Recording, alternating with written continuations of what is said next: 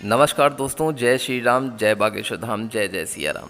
दोस्तों कहते हैं कि सावन मास के इस महीने में जो भी व्यक्ति या वैवाहिक जोड़ा अगर शिव जी का अभिषेक करता है तो उसे बहुत ही ज़्यादा असीम कृपा प्राप्त होती है महादेव जी की।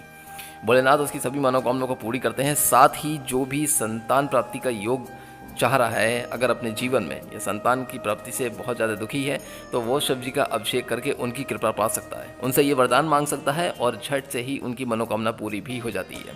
इसलिए कहा जाता है, शास्त्रों में भी ये विख्यात है कि कभी भी आप शिव जी का अगर जल अभिषेक कर रहे हैं या रुद्राभिषेक कर रहे हैं तो आप बहुत ही भक्तिभाव और बिल्कुल पूरी सावधानी के साथ करें। दोस्तों इस तरीके से जितना भी आप भक्तिभाव के साथ अगर आप अभिषेक करते हैं प्रभु शिव जी का, तो यकीन मानिए कि आपकी कोई भी मनोकामना ऐसी नहीं है जो वो पूरी ना हो। शिव जी तो बहुत दयालु हैं और उन्हीं के रुद्रावतार हैं 11वें हनुमान जी। हनुमान जी बहुत ही जल्दी प्रसन्न होने वाले देव हैं, कलयुग के जागृत देवता हैं, हर जगह हैं, हर समय हैं। ऐसा नहीं है कि आप उनको कभी याद करें और वो आपकी मदद करने के लिए ना आएँ। दोस्तों भक्तिभाव से जिस व्यक्ति ने भी अगर हनुमान जी को याद किया है या उसे महसूस करा है, उनकी शक्तियों को महसूस करा है, अपने आसपास महसूस करा है, तो दोस्तों यकीन मानिए कि उसके जीवन में कोई संकट उसको छू नहीं सकता। लेकिन कभी कभार दोस्तों ऐसा भी होता है कि हमारे किसी न किसी तरीके से पूजा पाठ में विघ्न पैदा होने लगते हैं। जब तक हमारे जीवन में सब कुछ ठीक रहता है तब तक तो ठीक रहता है, हमें कोई समस्या की दिक्कत नहीं होती। लेकिन अचानक से पता नहीं कहाँ से ऐसा कुछ हो जाता है उल्टा, कि जब हमारे साथ सभी कुछ घटनाएं ऐसी घटित होने लगती हैं जिनको हम देखते तो हैं लेकिन कभी कभी अपने दिमाग से नज़रअंदाज भी कर देते हैं। दोस्तों घर में जब तक सुख शांति बनी रहती है तब तक कोई समस्या पैदा नहीं होती, सब कुछ अच्छा लगता है, खाना पीना, उठना बैठना, पूजा पाठ, भक्ति, मंदिर जाना, सभी चीज़ें अच्छी लगती हैं। लेकिन अचानक से जब कभी हमारे घर में बहुत ज़्यादा कलेश आने लगता है, कोई ऐसी संकट विपदा आने लगती है, हर चीज़ उल्टी पुल्टी हो जाती है, तब समझ में नहीं आता कि हमको क्या करना चाहिए। दोस्तों आज की इस वीडियो में मैं ऐसा हनुमान जी का आपको दिव्य चमत्कारी एक ऐसा अचूक उपाय लेके आया हूँ जो आपके घर की ऐसी समस्याओं को मिटा देगा जिससे आप नहीं बल्कि बहुत ही ज़्यादा लाखों करोड़ों परिवार इस समस्या से जूझते आ रहे हैं। हर किसी के साथ ये संकट बना हुआ है। ऐसा नहीं है कि मेरे साथ ऐसा नहीं है, मेरे साथ भी कुछ ऐसा ही है। होता है जब मैं हनुमान चालीसा का पाठ करता हूँ, कभी कभार ऐसा लगता है कि जैसे कि मैं चाह कर भी इस चीज़ को देख रहा हूँ लेकिन उसको रोक नहीं पा रहा हूँ। कोई ऐसी शक्ति है जो मुझसे यह कार्य करवा रही है और मैं होते होते देखता भी रहता हूँ। शायद आप भी जब अब कभी मंदिर में पूजा करने जाते होंगे तो आपको भी लगता होगा कि कुछ ऐसी शक्तियाँ हैं जो आपके घर में हैं, जिन्हें नकारात्मक शक्ति कहते हैं। दोस्तों ये इतनी बड़ी शक्तियाँ होती हैं कि आपसे कुछ भी करवा सकती हैं और आप देख भी सकते हैं, लेकिन आप उस चीज़ को नज़रअंदाज कर देंगे।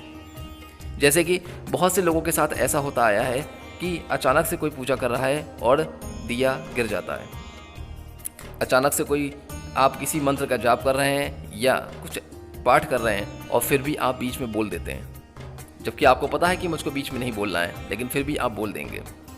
दीपक का बुझ जाना, जल के लोटे का गिर जाना, या अचानक से क्या कहते हैं घर में इतनी ज़्यादा नकारात्मक शक्ति होती है कि हम पूजा पाठ भक्ति तो सब करते हैं लेकिन हमारा उपाय कोई सफल नहीं होता।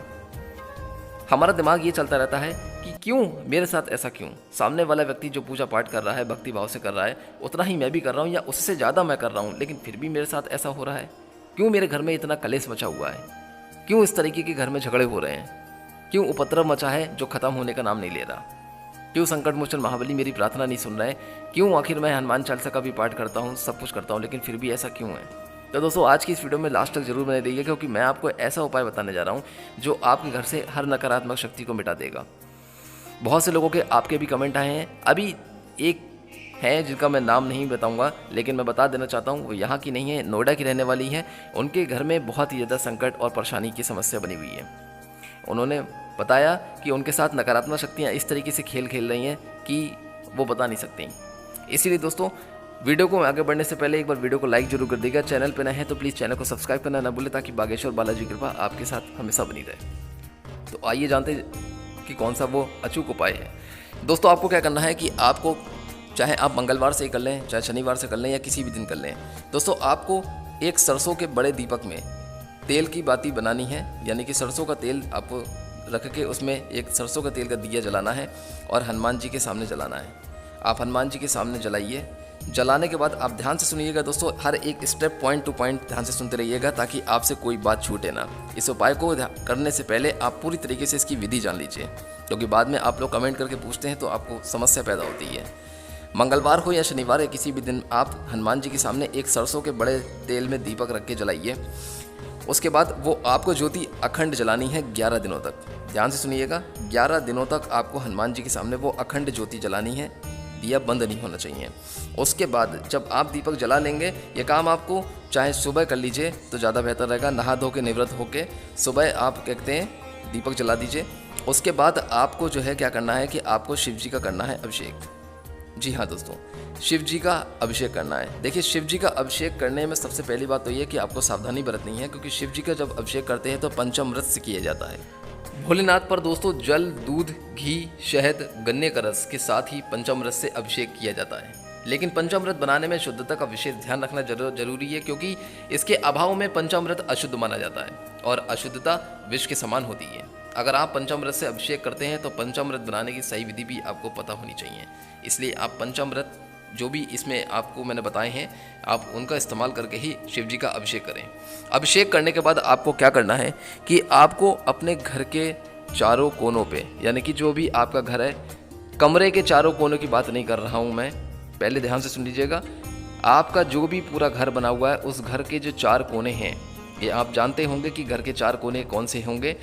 आपको चारों कोनों पे लाल रंग के कपड़े में थोड़े से चावल आपको रखकर गांठ बांधकर रख देना है, यानी कि उनकी पोटली बना कर रख देना है। तो यानी कि आप अपने घर के चारों कोनों में थोड़े से चावल लेकर लाल रंग के कपड़े में गांठ बांध के रख देंगे। और आपको क्या कहते हैं 11 दिनों तक वो जो अखंड ज्योति जल रही है हनुमान जी के सामने, वो जलती रहेगी। बालाजी का ध्यान जरूर कर लीजिएगा जब आप चावल रखें, और क्या कहते हैं अभिषेक करते समय आप शिव जी का भी ध्यान करें और साथ में बालाजी का भी ध्यान करें। उसके बाद जब आप चावल रखेंगे तो चावल रखते समय आप श्री बालाजी का ध्यान करते हुए उसको, पोटली को आप वहाँ पे रखेंगे।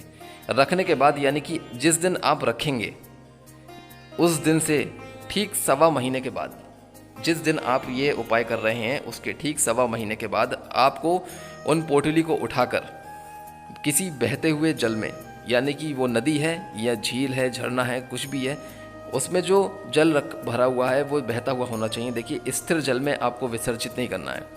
बहते हुए जल में आपको 1.25 महीने के बाद वो चारों पोटलियाँ उठाकर, जो लाल रंग के कपड़े में आपने चावल रख रखे हैं, वो चारों पोटलियाँ उठाकर आपको बहते हुए जल में विसर्जित करना है। इस तरीके से आपको यह उपाय करना है।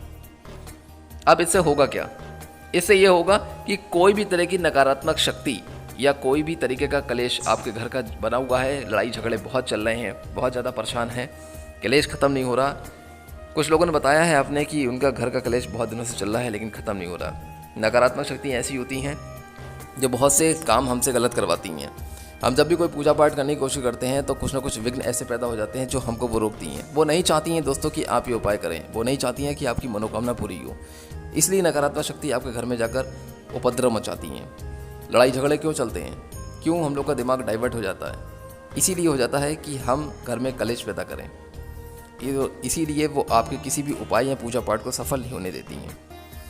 तो इसीलिए दोस्तों कहा जाता है कि जैसे आपके हाथ से दीपक का गिर जाना, जल का लुढ़क जाना, दीपक का बुझ जाना, या धूपबत्ती का बंद हो जाना, या हम चाह के भी नहीं बोलना चाहते लेकिन फिर भी बोल देते हैं, तो यह उपाय इसीलिए है। इस उपाय को करने के बाद दोस्तों आपके घर की हर तरीके की नकारात्मक शक्ति खत्म हो जाएगी। यदि किसी भी तरीके का आप पाठ, हवन मंत्र या पूजा पाठ कर रहे हैं और आपके परिवार में बहुत सारे इतने ज़्यादा झगड़े हो रहे हैं कि वो ख़त्म नहीं हो रहे हैं, तो आप इस उपाय को करें। इस उपाय को आप किसी भी दिन कर सकते हैं। बस उपाय करते समय हनुमान जी का और बालाजी का हमेशा ध्यान करते रहिएगा। उनसे प्रार्थना कीजिएगा कि जो आज मैं उपाय करने जा रहा हूँ या करने जा रही हूँ, हे प्रभु, हे संकट मोचन महाबली, मेरा ये उपाय सिद्ध और सफल हो। मेरे घर में जितने भी तरीके के कलेश चल रहे हैं या उपद्रव मचा हुआ है या नकारात्मक शक्ति है जो मेरे पूजा पाठ को सफल नहीं होने देना चाह रही है, मैं हनुमान चालीसा का 11 दिन का पाठ भी कर रही हूँ या कर रहा हूँ, लेकिन फिर भी वो किसी तरीके से खंडित हो जा रहा है, रुक जा रहा है या किसी तरीके का विघ्न पैदा हो जा रहा है, तो हे प्रभु इस संकट को काटिए। इस तरीके से आप ध्यान कीजिएगा। उसके बाद दोस्तों देखिएगा कि आपके घर से जो भी नकारात्मक शक्ति है वो मिट जाएगी। ये उपाय आप किसी भी दिन कर सकते हैं, मैं पहले भी बता रहा हूँ आपको, लेकिन आप ध्यान रखिएगा कि आपको दीपक जो आप जलाएंगे वो आपको 11 दिनों तक अखंड जलाना है। और वो दीपक आप चाहे तो बड़ा जला लीजिए, दीपक मिट्टी का हो या किसी भी पात्र का या धातु का, उससे कोई फ़र्क नहीं है। बस आपको एक दीपक जलाना है, उसमें सरसों का तेल डालकर ही आप वो दीपक जलाइएगा। तो दोस्तों आज की इस वीडियो में जो भी मैंने आपको उपाय बताया है, ये नकारात्मक शक्ति को मिटाने के लिए बताया है। वीडियो अच्छी लगी हो तो प्लीज़ कमेंट बॉक्स में जय श्री राम जय बागेश्वर धाम जरूर लिखें। बागेश्वर बालाजी की कृपा आपके और आपके परिवार पे दोस्तों सदैव बनी रहे। फिर मिलूंगा कोई और अच्छी वीडियो और उपाय के साथ। तब तक के लिए दोस्तों जय श्री राम जय बागेश्वर धाम जय सनातन धर्म।